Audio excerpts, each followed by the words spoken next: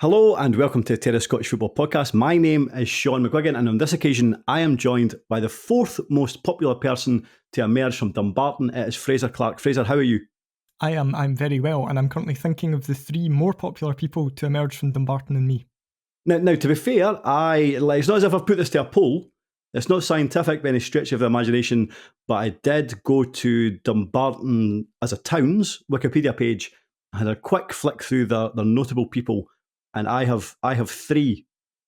I'll give you some guesses at them. Jackie Stewart. Yes, he was one. Yep. David Byrne. Yes. And who else have I forgotten? What about? No, he's from Bonhill. Actually, that doesn't count. Oh, have I missed anybody really notable? He had a spell with at least one team in Scotland, most notably one, and then maybe two clubs in England, and is now back in Scotland as an assistant manager of a Lowland League club, I think. And he's more popular, stroke more famous than me. Certainly. Well, I tell you what I would say, I was swithering about him. Right, so this guy's on a similar calibre to me. That's what this could go one of two ways for me, depending on who it is. I have no idea, because my knowledge of Lowland League assistant managers is not as strong as it probably should be. His surname is a precious gem. I feel like I'm missing something extremely obvious here. And a shape. Like, why was the first shape that came to my head a rhombus? Yes, that well-known expensive gem, the rhombus. Yeah, I'm like sort of jewel, and then it was just when you said that was like shape, rhombus. No, why would rhombus? Stephen Rhombus. No, I think I'm going to have to tell you, Fraser, it's Xander Diamond.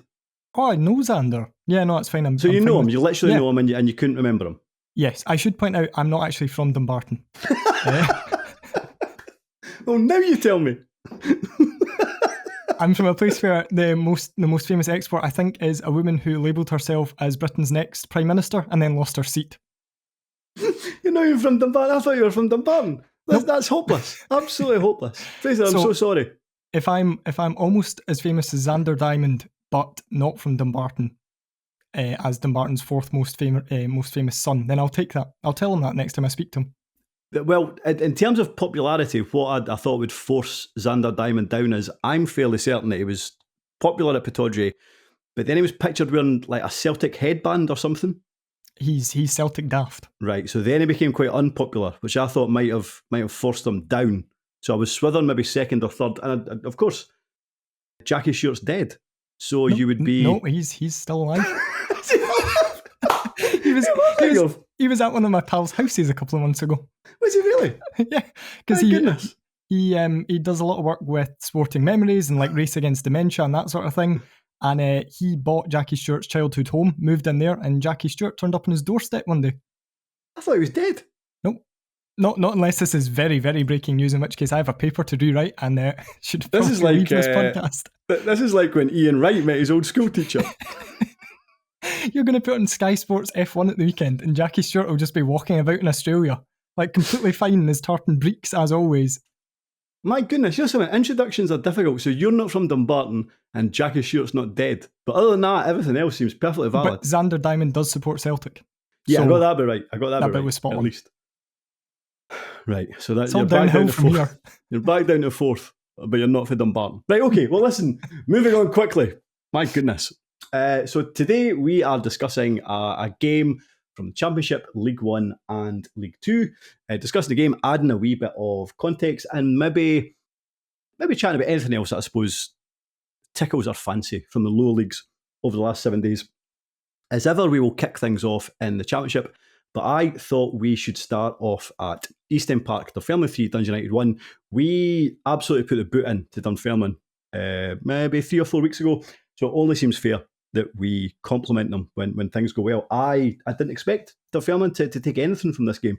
I thought it would be quite a long night for them. However, a goal from Matty Todd and a brace from Kane, Richie Hosler, gave him a 3-0 lead, and then an own goal from Kyle Benedictus made the final score. Dunfermline 3, Dundee United 1. Fraser, what did you make of this?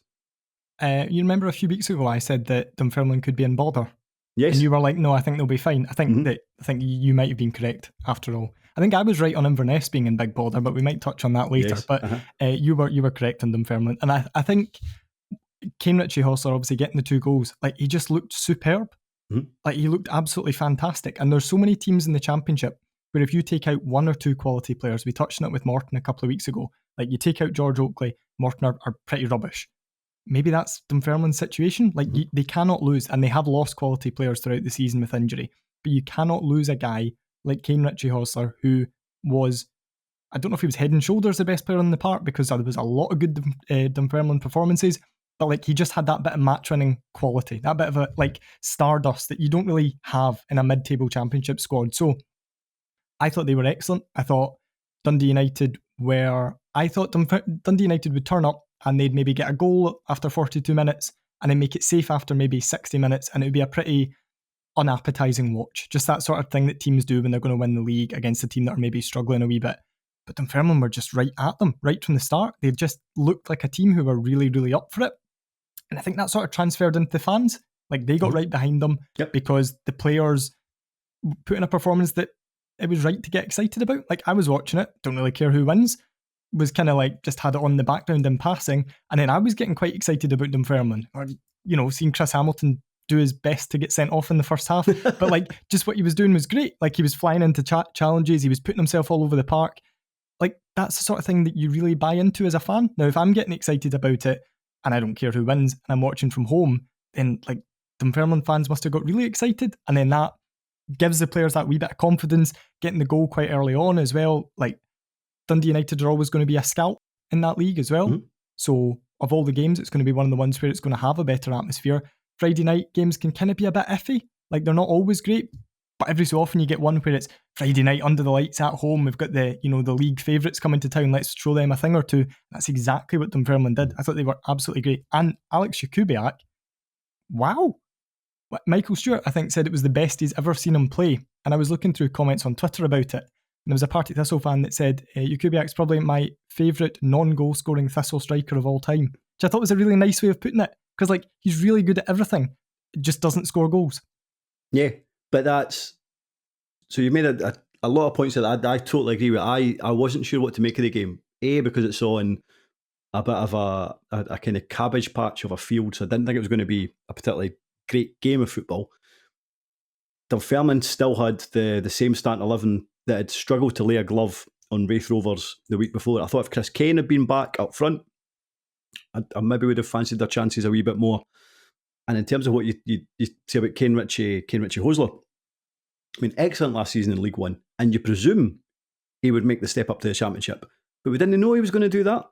I know his performance has been limited. He's had at least 2 bad injuries this season. Maybe 3 actually, but certainly at least 2. I didn't think he'd done too much up until this point on Friday, where I thought he was excellent. Like we kind of know Matty Todd can perform at this level. He's almost Dunfermline's top goal scorer this season, despite playing very few matches. But as you say, it was Jakubiak. But I've always felt that he's flattered to deceive. I know what you're saying in terms of he can do a lot of good things, and he can, but I've never seen him play at that level before. I know he didn't score, but he didn't get man of the match, did he? Was it Ritchie-Hostler that got man of the match eventually? I think it was. I think it was in the end, yeah. I think it was. I thought Jakubiak was the best player on the park of the mile. I thought he was absolutely brilliant. And I do think, as much as I have kind of poked fun at Dunfermline fans this season, I thought that Friday was maybe a kind of peak at what was potentially achievable for them this season if their injury worries weren't so acute. Yeah, and you'd think leaving that, as if you were a Dunfermline fan and you were leaving that, you'd be like, right, we can probably still make 4th here. Like you'd still have that aim. You'd think, why not? If we're going to play like that for the next however many games are left, 6, 7 games of the season, there's no reason at all why we can't make 4th, because that battle for 4th, a bit like the battle for 9th, although I think Inverness might be in a wee bit more bother now, but a bit like the battle for 9th, there's not like a standout team. You're not going, right, we really need Morton to hit the skids, we really need Airdrie to hit the skids. Like, all the teams are much of a muchness, and if Dunfermline have that kind of key players available, they're every bit as strong as everybody else, if not potentially on paper a wee bit more strong. it's just that big thing about getting everyone back. And, we touched on it a wee while ago, and Chris Kane being out, I looked at that team sheet and I just thought of, I don't fancy them to do all that much going forward. And then Jakubiak turns in a performance like that. So if you've still got Kane to come into the team, if James McPake can find whatever the secret is to getting Alex Jakubiak to perform roughly to those levels on a semi-regular basis, then why can't they reach 4th place and finish the season with a bit of form? And then everything, that trouncing by Morton earlier this year and all that sort of stuff, nobody's going to remember that. Everyone will just think, well, first season up, yeah, there was a few blips, but if they finish 4th, 5th in the league, I think that would be a really, really positive end to our first season back up. I still think they have a wee bit to do. I still think they're probably going to leave it a wee bit too late, and they will need to find a consistency that they obviously haven't found until this point. And even with players coming back, and even with a far stronger squad, it would still take a very, very good run to kind of overtake the teams ahead of them. Maybe less so Morton. I'm starting to think that there's maybe more of a chance of them sliding down than catching Airdrie back up. But I just think that Airdrie, with the squad that Airdrie have, and as much as their form at points has been hot and cold, I don't know if that's fair, hot and lukewarm, because I think that it's actually quite rare for Airdrie to have a poor game. I think they could be mediocre, but it's very rare that you see Airdrie and they're absolutely stinking. And they had a very good result at the weekend again against Arbroath. So I agree with what you're saying. But I know I said that a week or two ago that I think Dunfermline will be fine. I think they absolutely will be. Whether they can be fine enough to trouble top 4, I don't know. I have my doubts about that, to be honest. My only thing looking at it is, so I think we're all agreed Morton are on a bit of a downer at the moment. It's looking like it'll be a bit of an ask for them to make the playoffs unless George Oakley comes back and really hits the ground running very, very soon. Airdrie is such a funny one because you look at it and you think, yeah, they're pretty solid. They're like a 7 out of 10 every week sort of team, which is particularly impressive given they have the youngest manager in the league and they have probably, not looked into this, probably the youngest squad in the league on average. That's the only thing that I maybe look at and go, right, how are those players going to deal when it gets to the crunch time of the season? You maybe need 6 points from your last 4 games to make sure of it. Are they going to be good enough to go over the line, potentially against teams that are, really scrapping out for the important end of the league come the end of the season? I maybe fancy Dunfermline a tiny wee bit over that just because they've got a bit more experience about them. But I think you look at it and you think, Airdrie, Dunfermline, I would have fancied Queen's Park a couple of weeks ago to make that drive up to 4th place, and that's looking like it's maybe just going to be a wee bit too far for them. But I don't think there's a team there that really stands out to me that I would be comfortable putting any money on. I feel like any of them could really drop off at any moment. And also, if any of them won maybe 5 of the remaining games, I wouldn't be massively shocked. I would be very disappointed if Dunfermline finished 4th, then beat Partick Thistle in the quarterfinals of playoffs, and then beat Wraith in the semi-finals. That would be hopeless. I wouldn't like that at all. So yes, by all means they can finish 4th. By all means they could beat Partick Thistle in a playoff, but they really have to lose to us in the semi-finals. I'd have to delete a lot of tweets. Given the sort of recent meetings between the side as well, you actually, it's weird because you should probably want them there over Airdrie, because Airdrie and Wraith, Airdrie seem to have a wee thing. You're right, actually. Yeah, let's hope the Pars finish 4th. One of the Pars. Yeah, there you go. That's nice, easy. This definitely isn't going to get clipped. So I'll say a nice, easy route to the Premiership for you there.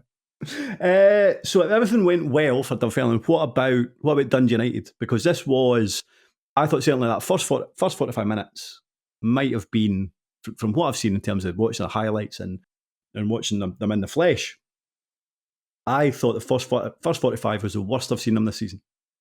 The one thing about Dundee United you could normally lay your hat on, they're quite uninspiring as teams at the top of the league go, but they're normally excellent defensively. They do not concede an awful lot of goals at all. So you normally lay your hat that they'll be really solid defensively.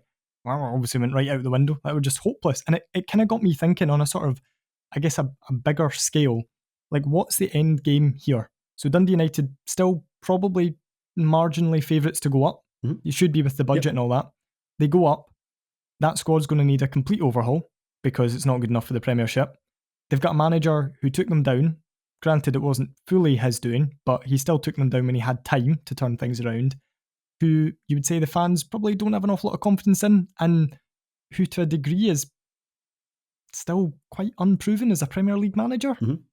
So is the best outcome for Dundee United something a bit like Dundee last season, where they win the league, go up, Goodwin leaves, and they just have a bit of an overhaul? Because I'm looking at it going, if they go up with that squad and keep Jim Goodwin, I can see them just going straight back down again. Not that they would keep Goodwin for any longer than 3 or 4 months in the Premiership. If their form tailed off, he would be straight out the door. But it kind of feels like a bit of a, like, what's your end game here, Dundee United? They've left it too late to make a change this season, which is fair enough because they're at the top of the league. So, Jim Goodwin can sit there and go, we're still hitting our target, we're still where we need to be.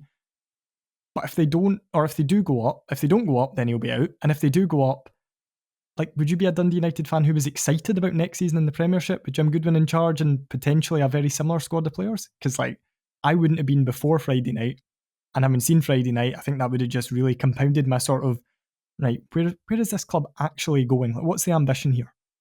I think my concern, if I was a Dundee United fan, would be what we have here is, okay, there might be an argument about who has the strongest squad, who has more strength and depth, whether it's Dundee United or Raith Rovers. I think Raith can bring players off the bench who aren't necessarily worse, and on some occasions better, than the players that they're replacing. Dundee United, I'm not entirely sure they have that luxury in terms of maybe substitute number 3 or 4, for example. I do think they've got the best starting 11 in the Championship.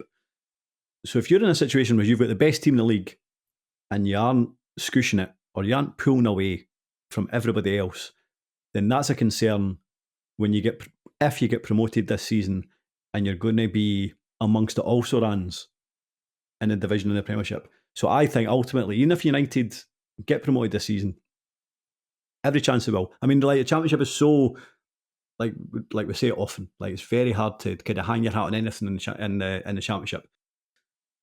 Based on Friday, United could drop points, loads of points now and end of the season. But by the same token, they could win their next 7 and win the league by 11 points. Like, again, that wouldn't really be that surprising, regardless of what happened on Friday. But I can see Goodwin taking charge, or still being in charge of them next season in the Premiership, and he's out the door by October. And I think what was interesting, and as much as I said I didn't expect anything from Dunfermline because they didn't have Chris Kane, I think I seen their starting 11 first, and then I saw Dundee United's. I thought, well, that's unusual. As in, they had Tony Watt, Louis Moult, and Alex Grieve all in the starting 11.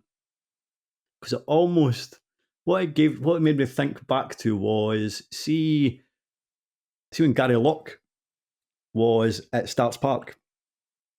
There were points where he was chasing a game, or sometimes even start a game, and he'd play all of his forwards.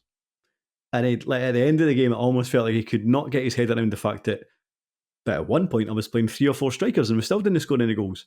Well, yes, but that doesn't, just because you play all of your forwards, there still has to be some kind of plan, as in how they play or how you get the ball to them, or if you're playing loads of forwards that are in those forward areas but they're very narrow, like, are you losing control of the midfield? And like, so certainly that opening 45 minutes, that starting lineup didn't work. And that was abundantly clear, I would say, for maybe 10, 15 minutes in. And okay, you don't have to make a knee-jerk reaction at that point, but 20 minutes, 25 minutes, 30 minutes, you're still playing the same thing. It's still no working. There was no kind of tinkering with the formation. I'm not saying you should have made a substitution in the first half, but he didn't make any changes till half-time. And by that point, they were already 2-0 down. So I have huge concerns about that in terms of Jim Goodwin. And in terms of the personnel, I think you can point to everybody in this Dundee United team and say at points this season they've played very well. Maybe not continually from the start of the season to now. Maybe they're back 4 up until Friday. And I suppose that's now the concern. Because, like, at points, like, Kai Fotheringham started the season very well. His numbers were good. Glenn Middleton has been hot and cold, but again, has provided width and chances. Tony Watt's had spells where he's done very well. Louis Moult started well. He's kind of doing a wee bit better again, but had a spell where he's was contributing very little. Middle of the park is kind of in the same, but they've got through that. Like, nobody has to be brilliant every week when you are keeping clean sheets. So in terms of on the park, I thought Friday was a concern in terms of how poor that back four was, because that's the first evidence that maybe they are creaking at the seams to a degree. And I think there's only so long that a good defence with a fine attack, there's only so long that can sort of withhold before it starts to either the defence get found out, so maybe a team will analyse what Dunfermline did and go, right, we've dragged Declan Gallagher into positions he doesn't want to be in because he was all over the place, given how good he usually is, especially at championship level. They'll maybe analyse it and think, right, we can do something that will drag him into the areas he doesn't want to be or target them, which would be a concern. Or there's the element where what happens if someone gets injured who's been a linchpin of your defence. So there's that concern as well. And if you're reliant on your defence and you're maybe reliant on winning games 1-0 or maybe, like withholding a whole load of pressure and then hitting a couple of times on the break and just being clinical with your chances, that puts an awful lot of pressure on the defence. And I remember a few years ago, it was the COVID season, and Dumbarton, I think, scored 14 goals in the entire season. It was a shortened season. That was 22 games, scored 14 goals, 3 of them in the last game of the season as well. And I remember speaking to Morgan Neal at one point during that season, and he was basically like, there's only so often that we can do what we're doing. We kept something like 8 clean sheets. He's like, but like, there's only so often that we can hold out. There's only so much that we can do as defenders. Like, if you put, right, your defenders, your goalkeeper and your back four are there solely to keep clean sheets. Anything else beyond that is a bonus. And then they're like, right, we're doing our best, but what's happening at the other end of the pitch? Oh, well, there's not actually an awful lot happening. Then it puts a lot of pressure on them. And if this is Dundee United being, don't want to say found out, because that's not the right way of putting it, but every team will have their weaknesses in defence, and it's a matter for the opposition to find them. So if it turns out that Dunfermline have really exploited a weakness that other teams can now target, they could be in a real bit of bother unless they can find a way to rectify that. And given how slow Goodwin was to rectify things on Friday night, don't think you'd have an awful lot of faith in him to immediately identify, right, we're getting carved open in this way, this is what they're doing, and this is how we sort it. It was the third goal. I mean, the third goal, and it was, I mean, certainly the third goal isn't Jim Goodwin's fault. But when it was Richie Hosler was kind of running towards just running up the middle of the park, essentially. He had 3 defenders in front of him. He had Alex Jakubiak to his right, played it to the right, he played it to his right, to Jakubiak, and all 3 of the defenders that were between him and goal just ran towards Jakubiak. It's like, well, don't all go. I mean, well, no, by all means you should, because I want you to play the ball back to Richie Hosler to get Dunfermline's third. But the decision-making and the organisation was incredible. And as you say, for a team that is kind of prided itself, I suppose, on how well they've done at the back of the season, it was a very unusual watch. In terms of how you think the season will pan out, you've already said that you think Dunfermline could get in the top 4. What about United? I still think that they should win it. Now, I don't know how much of that is down to the fact that I've just got in my head, like, it's Dundee United. They're a bigger club than Wraith. Like, Wraith haven't obviously been in the Premiership in my lifetime, don't think. And I was born in 97, so you'll be able to tell me if that's right. So they haven't been in the Premiership in your lifetime. They just went back down again. And it's possibly also the element... been a jinx. It's all you need to do to get Wraith in the Premiership is kill me off. Me and Jackie Stewart. But I think there's also the element, like, I really want Wraith to win the league. Not just because of you, but because of Ian Murray, because of Lewis Vaughan, Sam Stanton, Kevin Dabrowski. Like, all these guys were brilliant players for Dumbarton. And there's a lot of Dumbarton fans who'll be keeping a half an eye on Wraith and going, like, I really hope that they have a good season here. So there's probably that element as well, where I don't want to actively support Wraith, get my hopes up, and then have them dashed. So I'll just sit all pessimistic and be like, oh, Dundee United will be too strong in the end, they'll win the league. At no point do I want to believe that Ian Murray might guide Wraith to the Premiership, and then Div from Pine Bovril will have to stop posting nasty things about him. Because he managed St Mirren for 12 games in 2015 or whatever. No, that didn't go well. That didn't go well at all.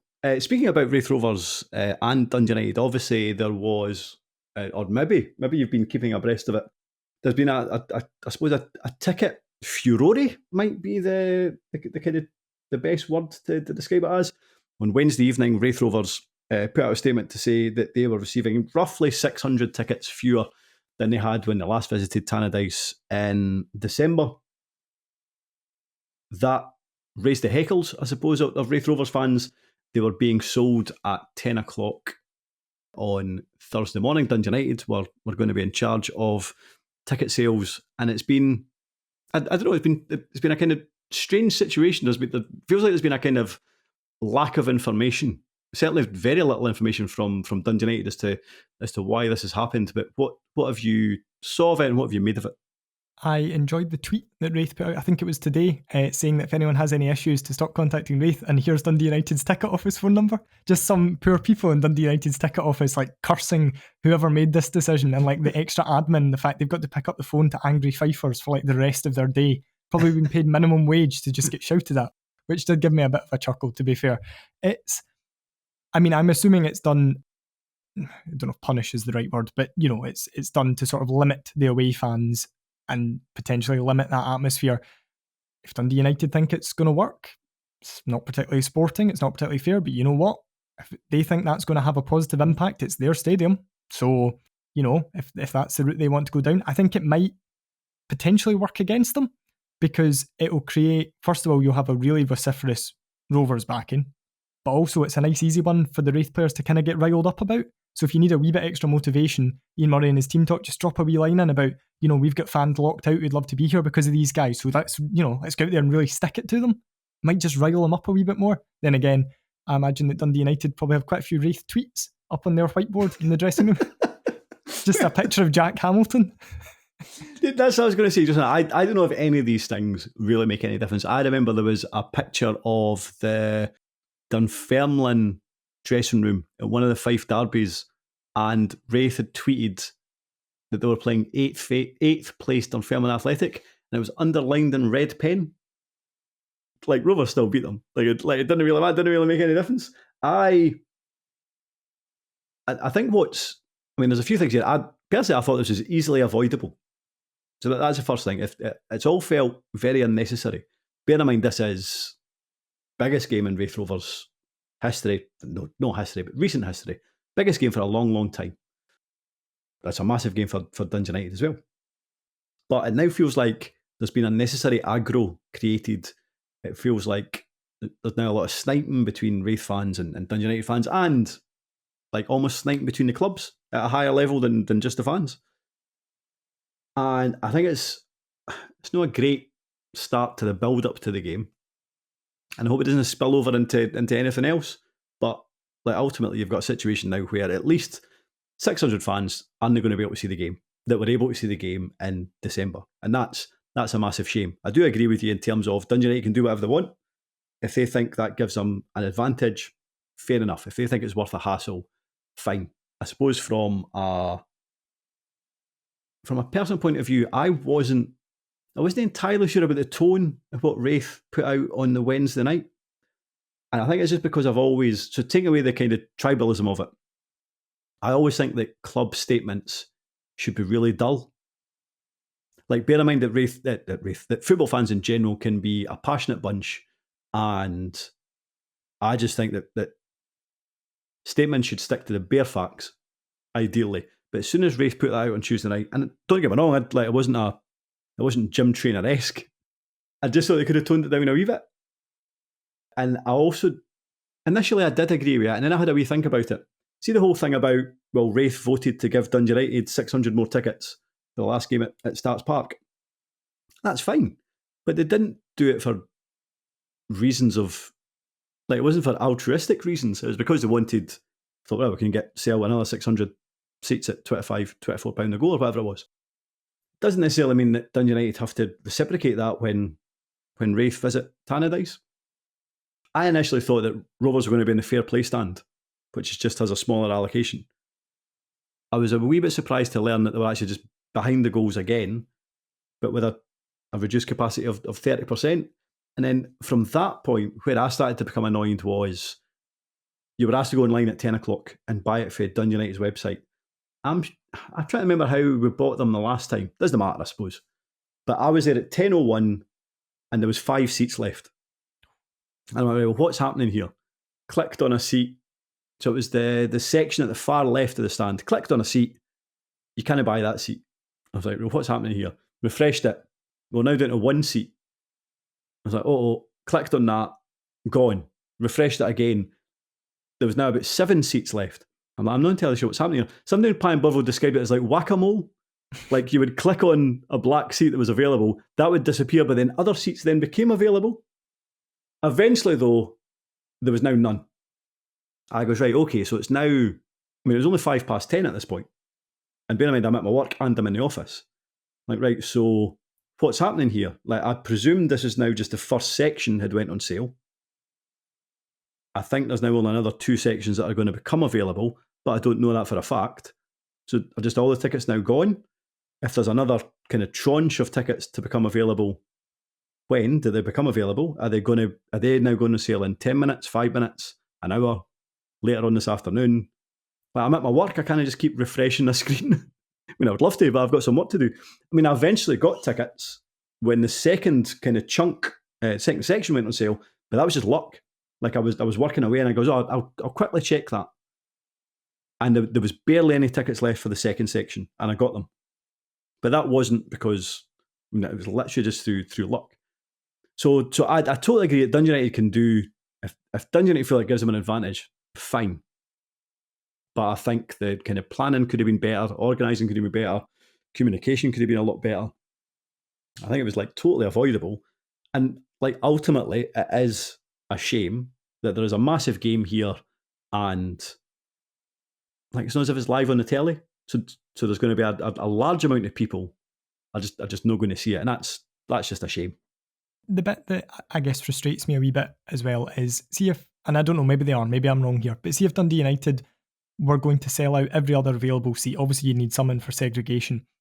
That's fine. See if they sell out every seat and they give Wraith the minimum, because they've got to look after their own fans first. But the idea that there's potentially going to be, I don't know, a fifth of the stand behind the goal or whatever, sitting completely empty, like, just a bit annoying, really. Like, even from a financial point of view from Dundee United, like, Wraith obviously did it and made a wee bit extra money from it. I know Dundee United will obviously be in a decent position financially, like it's not going to be life or death for them if they sell an extra 400 tickets or whatever. But it just seems a bit daft to have a bit of the stadium lying empty. Like, as I said, it's their stadium, you can do what they want.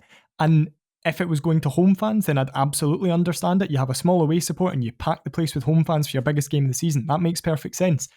But just to have a section sitting empty, it looks a bit silly. It looks really, really petty. But, you know, if it works, if it gets them back to the Premiership, fair play. Like, it's a masterstroke. Maybe other teams will start just not selling bits of their ground. Well, listen, fingers crossed. We absolutely pump them. Anyway, let's move into League One. Now, we're always a wee bit hamstrung when it comes to League One because not everybody has highlights available. So we have went for Saturday evening's game, which was Queen of South 1, Falkirk 4. Queen of South, perhaps surprisingly, took the lead through Josh Todd. However, Callum Morrison equalised within minutes. Liam Henderson made it 2-1 for the visitors. Callum Morrison bagged the second of his brace from the penalty spot. And then Aidan Nesbitt made it 4-1 in I think it was an injury time. Now, I do think that this told us very little, or it confirmed a lot of things, I suppose, about both teams. We know that Falkirk have won this league very, very easily. They could seal it on Saturday if they beat Edinburgh City and Hamilton either lose or drop points to Hamilton. Hamilton either lose or drop points to Cove Rangers. I would have to double check. Anyway, regardless, they could win it this weekend. I do want to start with Queen of South though, because I honestly think they are potentially on the verge of putting in one of the most pathetic performances of any team of any season. It is extraordinary that a full-time team could be in danger of getting relegated to League Two, but that's the exact situation that they find themselves in. Yeah, I mean, they must be now probably trumping that dreadful Dunfermline team from years ago that finished 7th. Like, yeah, I would say so. That Dunfermline At least that team was like okay for a bit. Yeah, and that Dunfermline team, maybe it was worse value for money in terms of it had like a few decent players in it and just didn't perform. Whereas this Queen of the South team is just rubbish. Like, it's just, there's maybe like a sprinkling of potential quality here and there every so often, but like otherwise they just look really, really poor. And I don't know if they'll go down on the basis that they've got part-time teams around them. But what you would say is that you've got a decent feeling around Stirling Albion. They'll say staying up, that's a decent achievement. Annan just look like great fun this season. Like they're very much, we're here for a good time, not a long time. Like this is our first time in the third tier. There's just a really nice feeling about the place, and probably battling their biggest rivals and the club who have always historically been far, far bigger than them. Like that must be just really enjoyable for them. Queen of the South, it just looks like an awful place to be at the moment. Like Dumfries, or not Dumfries as a town, it's perfectly nice. But if you were going into Palmerston, it'd just be a real downer. And I saw, obviously it was a Saturday night game and it was on the telly and all that, but I think it was a sub 1,000 attendance. Now Falkirk would have brought a really decent backing, even in spite of it being live on telly, because let's be honest, if you were a Falkirk fan, why wouldn't you want to go and watch this team every week? Like you absolutely would be. It's not a particularly long journey, 5:30 on a Saturday, it's not great, it's not awful, so they would have brought a decent support. So you're potentially looking at 500 home fans maximum for a full-time team, probably in reality less than that. That's really, really bleak. And that's before we touch on anything on the pitch. Like, I mean, they were pretty ropey on the pitch, but the big thing that struck me watching the highlights is they seem to be trying to play an offside trap, like quite a high line with Callum Morrison, who looked like he was just having a great time. He scored 2, probably should have had a hat-trick, if not 4, and just a wee bit of dodgy finishing, like let him down there. But you've got this guy who's in superb form this season. He's probably the best player in League One. He's got electric pace, and you think, yeah, let's sit with a high line. And then when you almost get caught out a few times, it just looked like they continued to play it. Like, we'll catch him offside eventually. Like, if you were Callum Morrison, you just had loads of fun on Saturday night.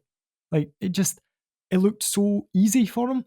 And Queen of the South, I mean, I don't like being rude about teams, but I think Queen of the South fans will listen to this, and if I'm not rude about them, then they won't really understand what's going on. Like, they looked feeble. Just everything about them looked weak, and they looked like a team, rock bottom confidence. Obviously, their confidence is at rock bottom because of where they are. But they didn't really have any sort of fight about them either. Mm-hmm. Even the goal was a kind of stroke of fortune with a big deflection on it. It was a kind of speculative one from range.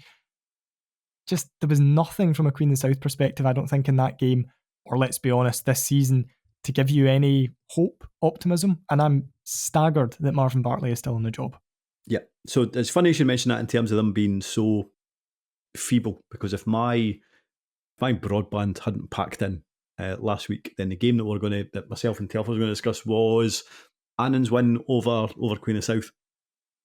And to watch the highlights of that game, and to think that this would, like, Annan were the part-time team below Queen of South in the league.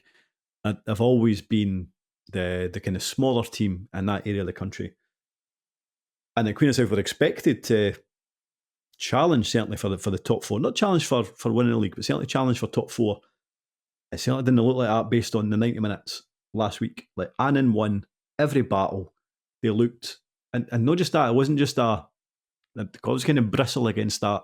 Oh, they wanted it more.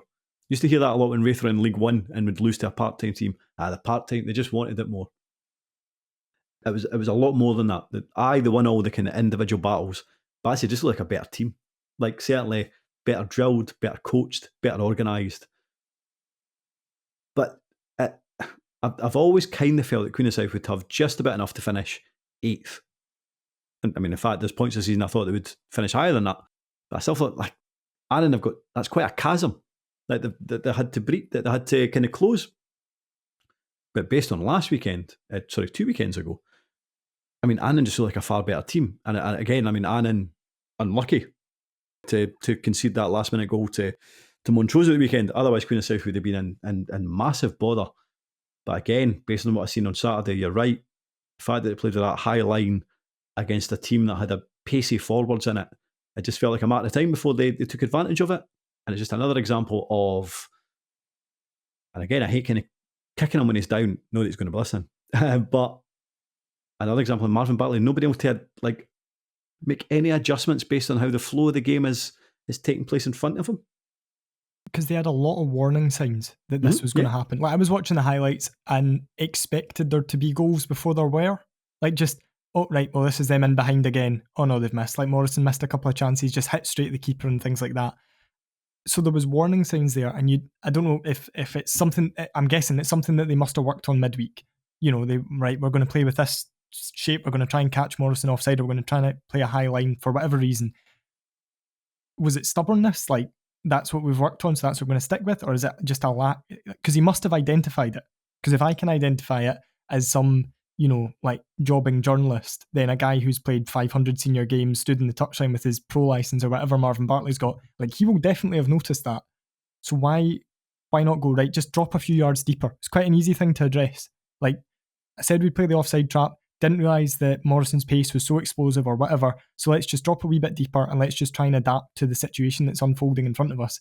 And they just didn't. And that would alarm me more than anything if I was a Queen of the South fan. And I'm also looking at it. So who would I rather play with Dumbarton in the playoffs? I wouldn't want to play Annan because we've played them already this season, and that was the 5-4 game. And to be fair, Suns played them off the park. They were without a few good players that day. Suns played them off the park. But Annan just look like they'll go into the playoffs with the right sort of attitude. I think Stirling Albion, I wouldn't be totally averse to that. The one I want is Queen of the South, because they'll go into the playoffs and the fans will be ready to get right in their back if a League 2 team takes the lead against them. The whole mood around the place is going to be just completely different to what it would be at Forth Bank or to what it would be at Galabank. They're the one that I would like us to face in the playoffs. And that's a bizarre thing to say when they are head and shoulders a bigger club than Annan and a fair bit bigger than Stirling Albion. This is a club who were kind of established in the Championship for a really solid period of time. Even the end of last season under Bartley, you thought they would kick on this year and start challenging, if not outright maybe for the title, they'd certainly be challenging for promotion. But they look dreadful. And right throughout the team, you're looking at it going, right, how many of those players, not just right now on form, but just generally, how many of those players get into any of the top 4? So that includes Alloa and Montrose. And probably not many, if any, at the moment. They are, I agree, so they are bereft of everything and anything. Like certainly belief in terms of no attitude. That's because that's not necessarily right. But I don't necessarily see them. They're either Marvin Bartley is not setting them up correctly and not telling them to do the right things, or they can't do what he's asking them to do. And you're right, it's been like that for the entire season. And the fact that he's still there, you're now just presuming. But I've presumed he's been for the chop since about November, and yet we're now almost in April. So presumably now he's going to make it to the end of the season. And bear in mind they have, so they've got Alloa next, and I know Alloa had a poor result, not just a poor result actually, but a poor performance against Kelty on Tuesday night. I still don't expect them to beat Alloa. After that, they've got Hamilton. Okay, Hamilton have been reasonably disappointing of late, but I do think that with Akeem Rose, that gives them extra impetus going into the playoffs. I don't think they'll beat Hamilton. And I suppose the positive of that is they've come through, they've played Falkirk, Alloa and Hamilton. I wouldn't be surprised if they're behind Annan by that point, but then presumably they'll have not an easy run-in, but the kind of lesser sides of League One for the run-in. But would you expect them to be anybody in that run-in with the exception of Edinburgh? I'm not so sure. No, and even they drew with Edinburgh last time they played them, I'm sure, didn't they, as well? That's That was right. when the keeper scored in injury time. To be fair, I was there, and they were by far the better team, but only from back to middle. Didn't really create that many opportunities in the final third. And sometimes I think how Marvin Bartley sets a team up. Is it cutting off his nose to spite his face? I'm not sure. He's kind of hinted that Effie Ambrose always been late for games, which wouldn't be a surprise. Well, then you know something. Even if he's like really late, bring him on at half time. I think he's still arguably the best centre half you've got. He doesn't always play Lewis Gibson. I think Lewis Gibson probably should play most weeks. He doesn't always play Gavin Riley. I think that's their best forward. I think there's easy things you can do in terms of improve that starting 11. However, I appreciate that I don't know the machinations of what's going on behind the scenes. There might be good reasons that these players don't start every week. Maybe their attitude isn't great. Maybe there's disciplinary things going on. I've no idea. But you know something, see when you're in this hole, doesn't matter. Just play your best players. And that doesn't seem to be happening. So, I was going to say I'm concerned about Queen of South. I'm not.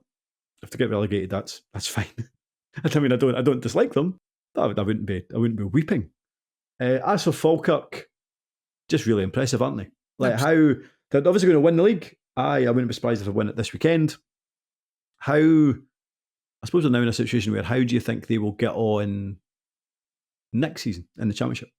I think they should be fine. I think that they should be looking to take, I mean, if they finish the season unbeaten, then which is a very realistic possibility, and which, like, you know, again, a bit like you with Queen of the South, I don't really care if they do or not, but it would be interesting to see. It would be nice to see. Like, that's an unbelievable achievement for any team in any division. To go through a whole season unbeaten would be an incredible achievement. So if they do that, then they should go into the season, well, they should anyway, really full of confidence. They've got fair few players who've proved that they can play at Championship level before. They've got players, you know, like I'm really interested to see how Callum Morrison does. I know he's been in the Championship, he's been in the Premiership with Hearts, bit of a bit part player there, and then he had a loan spell with the Brechin team that ended up getting relegated with 4 points from the Championship, so you can't really judge anyone from that. So I'm really excited to see what he does. I'm pretty sure he also lives around the corner from me, because I've seen him twice in Dunblane and once in Tesco.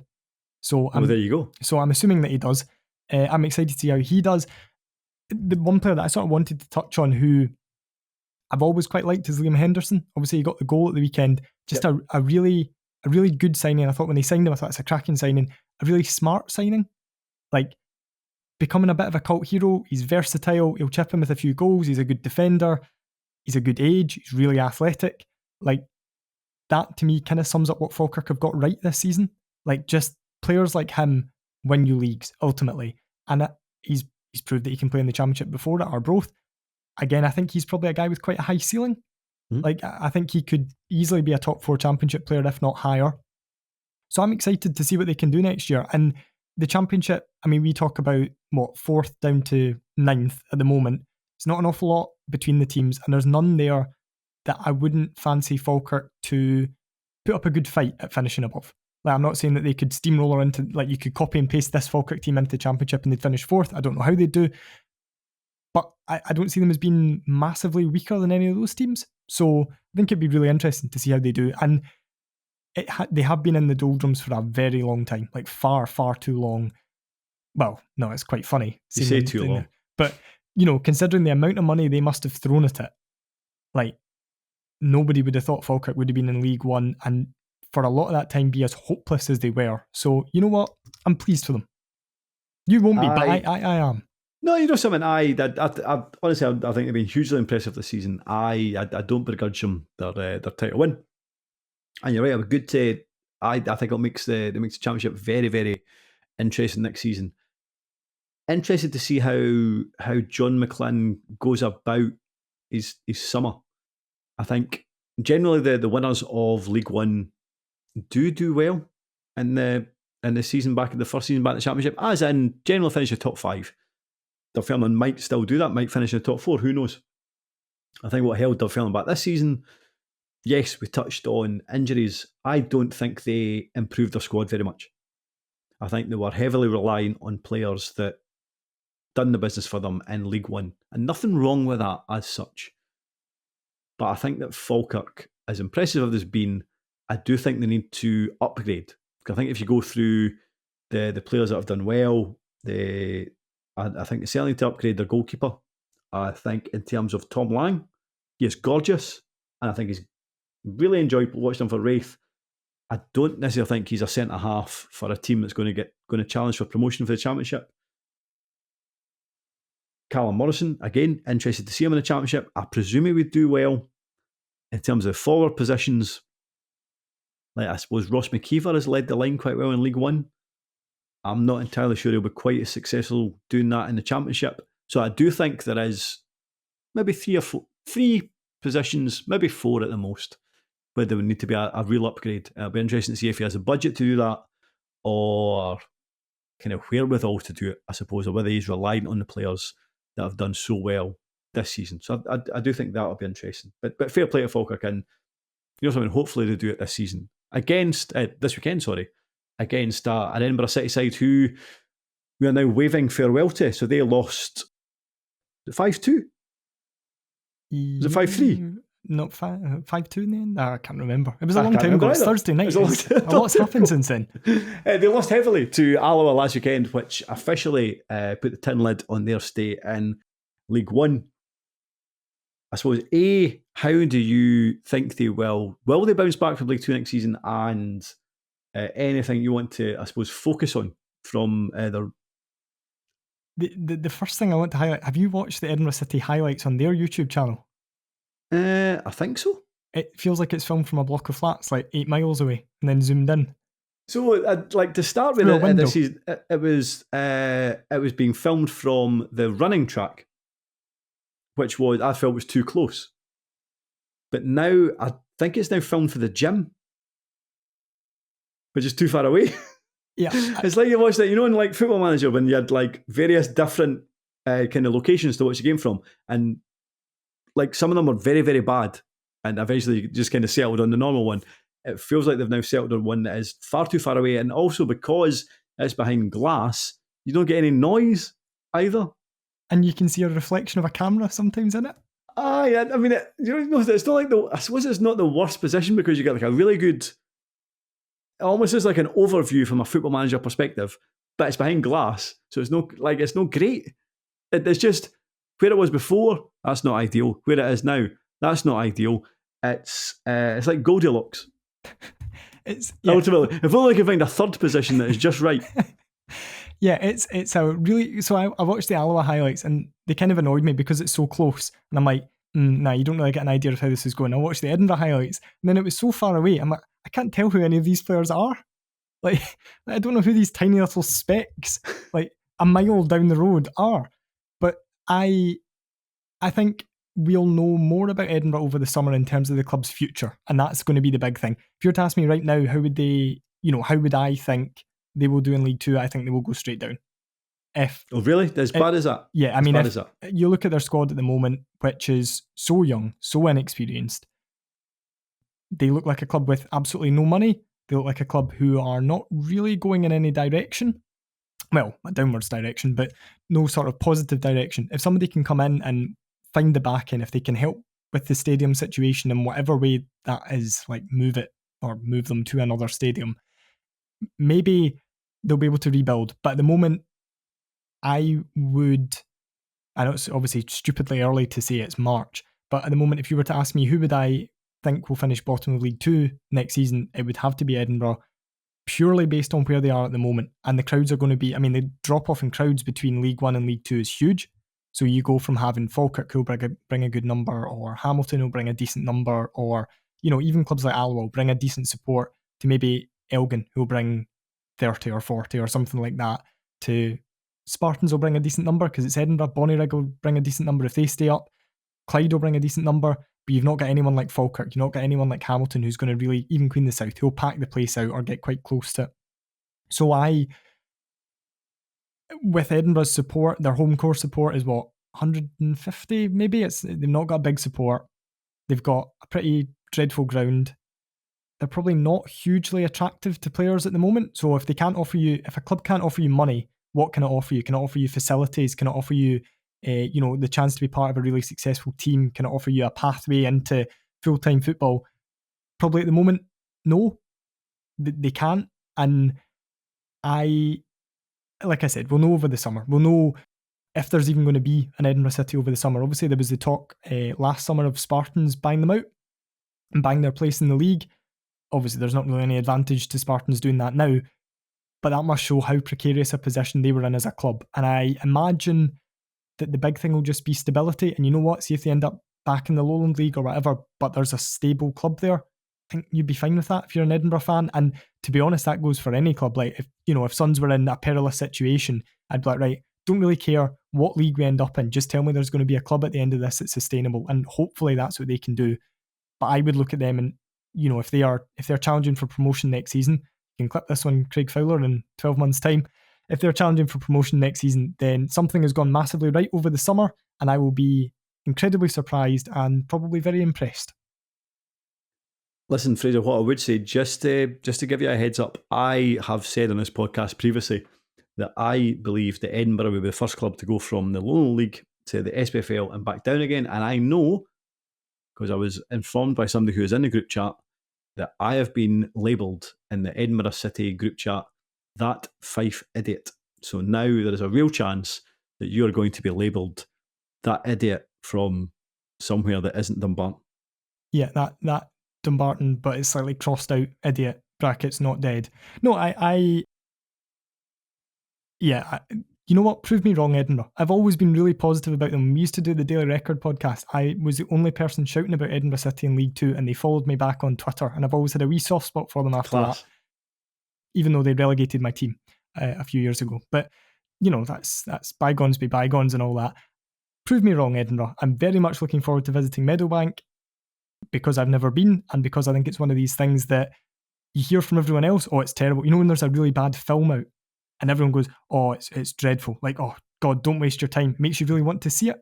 That's how I feel about Meadowbank. So I really want to go and see it. Fraser, it's really bad, but have fun. Do you know who maybe could have made a difference to Edinburgh this season? When I say a difference, maybe they could have went from losing games by huge margins to losing games by slightly narrower margins. If only could have been relying on Uzi C. He's had an interesting season, isn't he? He's had a very interesting season, which only got more interesting last week when inexplicably I found an article about him, or I didn't. My other half found an article about him and then told me about it, because I don't move in the sort of the Love Island world. It's not my place. Where he has set up a fan account, or had set up a fan account for himself after his appearance on Love Island. Now, I have two things to say about this. Firstly, that's really embarrassing being found out, and secondly, like, he's really good looking, so surely somebody else could have set up a fan account. Like, if he'd asked, I would have been fine, just to tell him that, yeah, you look great. If that's what he wanted, it's not a problem. But like, so other than the fact that he's rather embarrassingly set up his own fan account, which basically just retweets praise of Uzi C. Like, so he started the season at Edinburgh. It was then kind of well publicised, or publicised rather, that he was going on Love Island and would be unavailable. But then he was away for a bit, and we understood why, because he was on telly trying to winch women. Then he disappeared, then kind of came back. Then made quite a positive contribution. Quite good, then he scored a few goals. Because he came back out of nowhere, and I was like, oh, he's going to be not in dreadful shape, obviously, like he's a fit boy, but like he's not going to be sharp, he's going to be all over the place, he's going into a team that's already struggling. He was really good. Just out of nowhere. Just returned from the Love Island villa with his goal scoring knack, and then I was like, that's odd, like Uzi C's not in Edinburgh's squad. And then I check again, he's not in their squad again. He's just vanished. I somehow can't see him and Michael McIndoe getting on overly well. I think they're quite different characters. And I think what Michael McIndoe looks for in a player is possibly something that Uzi C is not prepared to give. Do you follow him on Instagram by any chance? I don't, no. Right, okay, so what I would say is Michael McIndoe would definitely be wanting somebody who doesn't rock up in some backwater English town every Saturday to play a charity game and then every 2 weeks go to Dubai. That sounds like quite a nice life, though. Like, I'd far rather do that than play for play for Edinburgh City. I'd definitely far rather do that. Listen, Uzi C's doing very well. That's what I would say. I'd say his Edinburgh's loss is Uzi C's gain. But you know something, he's DJing in Ibiza, I believe, in the summer. Whether that's going to be a long-term career plan, I don't know. I'm on his Instagram now, and I note that he's got 261,000 followers. So, like, fair play. Mm-hmm. I bet that's a lot more followers than he had just scoring goals for Edinburgh City. If he was from Dumbarton, that would put him in the top 5 most famous people from Dumbarton, nudging you down, A, because you're not from Dumbarton, and B, Jackie Stewart's still alive. Yeah, that probably makes him more famous than Xander Diamond, to be fair, with the general public. So. Yeah. Yep. Unless you're a Northampton Town fan or an Aberdeen fan, you probably know more about Uzi C than Xander Diamond. Listen, let's drop down to League Two, and there is only one place we can possibly go. It is, of course, Bonnyrigg. Bonnyrigg 1, Clyde 2. A goal after, I think it was 41 seconds from Smart Osadolor. Always one of my favourite scenarios where somebody scores a goal after a minute but don't even start the game. Like Clyde started with a kickoff. So how can you conceivably concede a goal after 40 seconds, but you started with the ball? However, a brace in the second half from Jordan Allen had Clyde running out 2 winners to close the gap between themselves and the other Ulsterans in League Two to 3 points. I suppose, however, there is the major talking point, I suppose, happened at full time, and I suppose there's the elephant in the room, and maybe we should start there, because it was a scenario that I don't think I've ever seen an altercation with a player and a fan, or certainly a group of fans, as it was in this instance, where at full time, Clyde midfielder Liam Scullion walked a fair distance. Certainly, I'm trying to think what highlights I watched. Was it Bonnyrigg or whatever highlights I watched? I think I watched both. But you saw his starting position at full time, and he was very, very far away from this group of Bonnyrigg fans, trooped at least 3/4 of the width of the park to, I suppose, challenge them at full time. I don't know how else to describe it. He appeared to ask them if he wanted to come over the barriers for a fight. There was a bit where I don't think if he's wanting to call them a specky, I think he needs to get his gesticulation correct. It looked more like he was peering through binoculars than saying that they were specky. But regardless, I thought that bit was funny. But then what happened at that point was a Bonnyrigg fan appeared to spit him.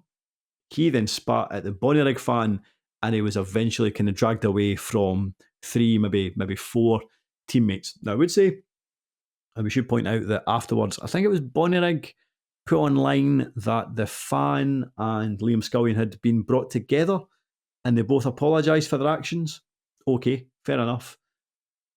Still, I don't know if I've seen anything like this before. What did you think of that? The first thing that hit me was, see if you're one of his, well, if you're a Bonnyrigg player, but particularly if you're one of his Clyde teammates and you see him heading towards the fans, do you not just go in like, right, come on, arm round him, don't be daft, don't do anything stupid, we need you for the run-in. Just, if he wants to shout at them or he wants to do a get up you or something like that, that's fine. But just then make sure it doesn't get out of hand. And I was surprised that he got that far. Like, see, the only thing I would say, so I agree, but see when you, again, apologies, I can't remember what highlights package it was, but see when he's walking towards the fans, he appears to be like miles away from everybody else. So whether the Clyde players had maybe moved towards their own fans, but it didn't really feel like a lot of Clyde players were near him. And what I would say is that it very much appeared to be premeditated. And I suppose what we don't have is, as much as we've saw everything that happened from full time onwards, we don't know because let's face it, he didn't just do that because he felt like it. He done it because, he did do it because he felt like it, but he'd done it because of what was being shouted at him up until that point, I suppose. I'm still not saying it's right by any stretch of the imagination, but it didn't feel like there was any Clyde players within the vicinity that would say, whoa, what are you up to here? But you're right, if there had been, they should have done. That was the big thing that hit me, first of all, was I was surprised at the distance he managed to cover without somebody, either side, either a Bonnyrigg player going and, what you doing, leave our fans alone sort of thing, or a Clyde player just putting an arm around him and just steering him away. Like you say, I like it when players give something back to fans. Mm-hmm. And you know what? See if he was taking stinking abuse and he just, like, what I would have done in that position, and it would have felt great, would have been on full time, just probably turned around and given it like a proper big roar right at their support. Just something like that. And I think the Bonnyrigg fans would have been wound up or whatever, that would have been the usual, but then they would have sat down after the game once the emotions had died down and gone, fair play, like I would have done the same, because we've all been in that position. So for it to kind of escalate to Scullion challenging, he seems to be challenging another guy for a fight, and then the spit guy comes along, so he's challenging another guy for a fight, right? See, men generally who just challenge other men randomly to fights tend to be roasters, like with basically no exceptions, particularly at football matches. So you're like, right, okay, he's been a bit of an idiot.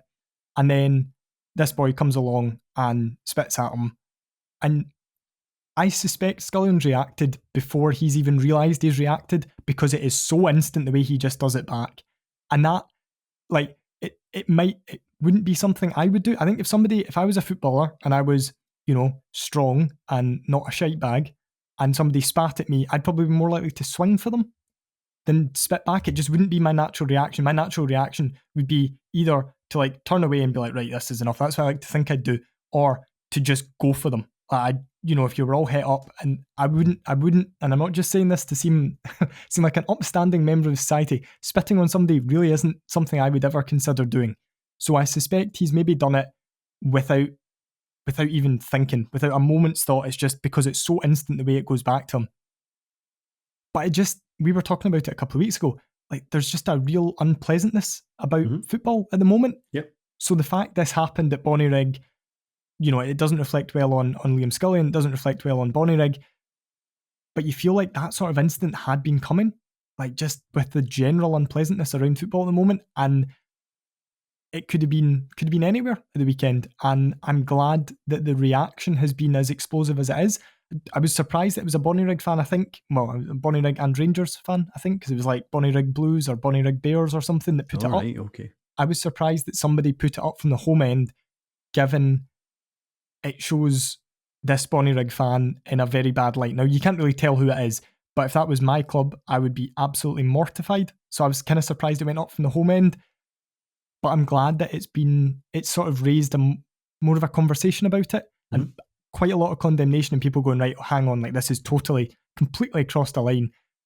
And you'd like to think that any idiots who are out at games at the weekend who think, that player's really annoying me, I'm going to try and gob on him, they might think twice about it. I hope they both get a massive ban. I hope the fan gets a massive ban, and I hope Liam Scullion gets a massive ban, because I'm not sure I've seen anything. I'm trying to think if I have seen anything like it. Like, in terms of, like, we've seen incidents where maybe players are squaring up to fans or whatever, and I very much think that players and managers have got a right of reply to when comments from fans cross the line. I very much agree that they do. However, I don't think that approaching them at full time or in the heat of the moment is ever going to do any good whatsoever.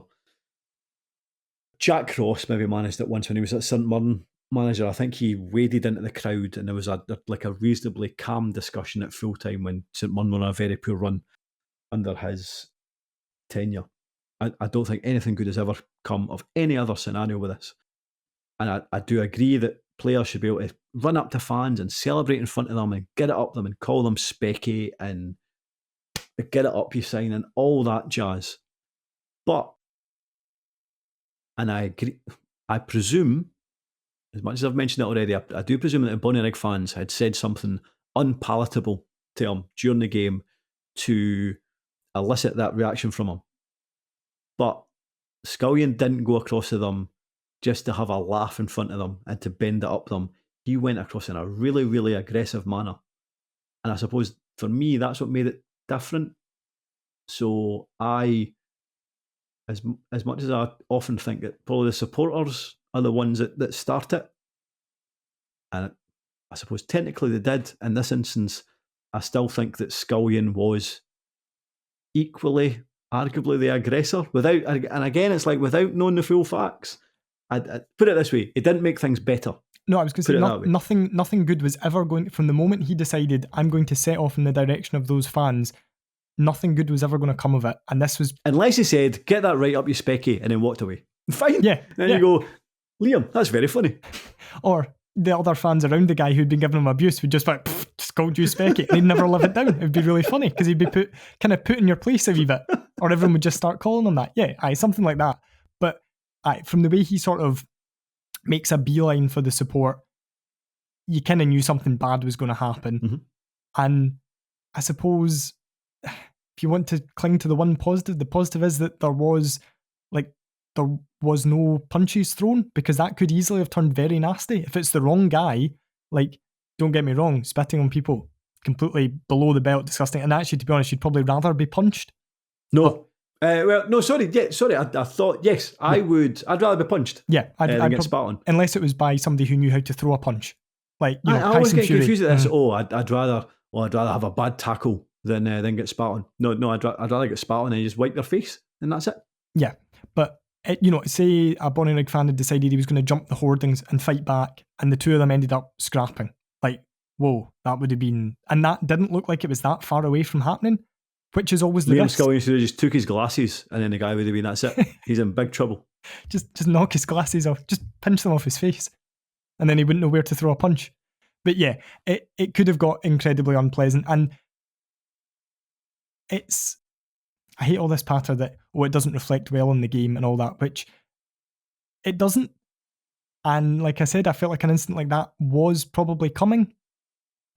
And it was kind of only a matter of time, and it was just unfortunate from Bonnyrigg's point of view that it was them. It could have been probably any other of a number of clubs.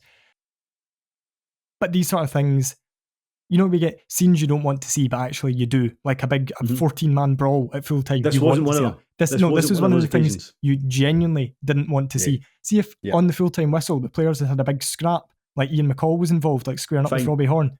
Yep. That's the sort of thing you'd love to see. This, no, these are the genuine scenes that you don't want to see.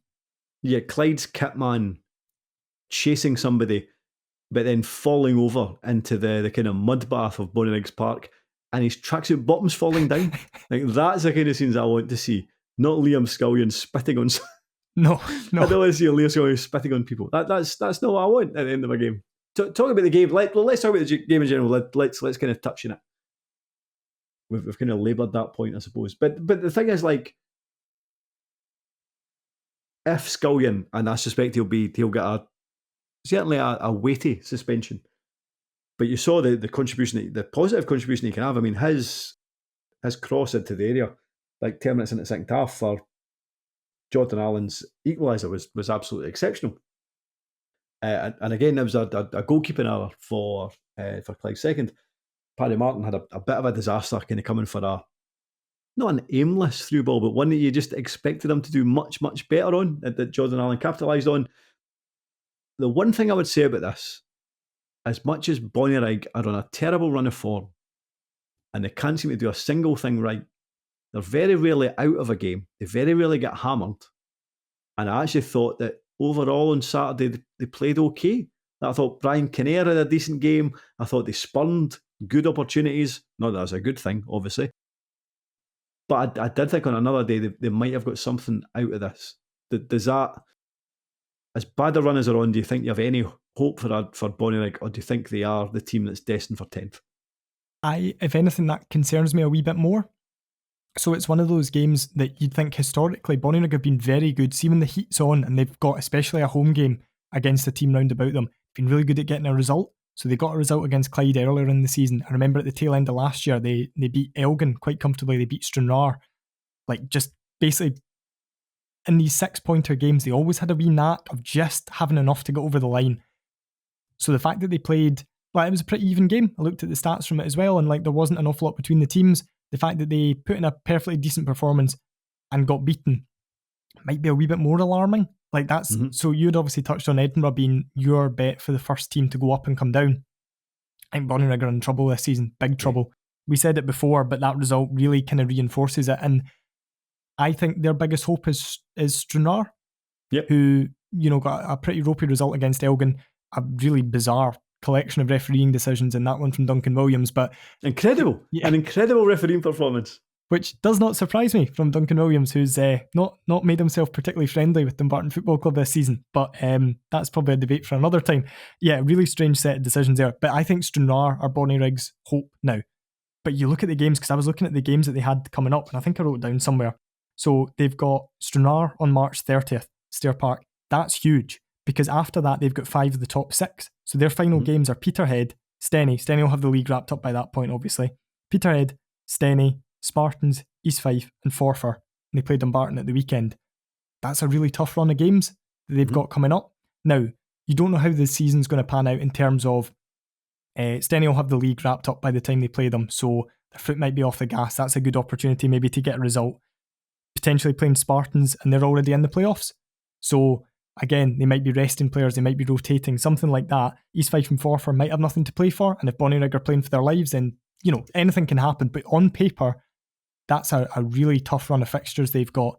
And they just look like a team who don't score goals. Well, statistically, they are a team that don't score goals. Neil Martinuke's got, I think, 10, 11 penalties this season. He's their top scorer by a mile.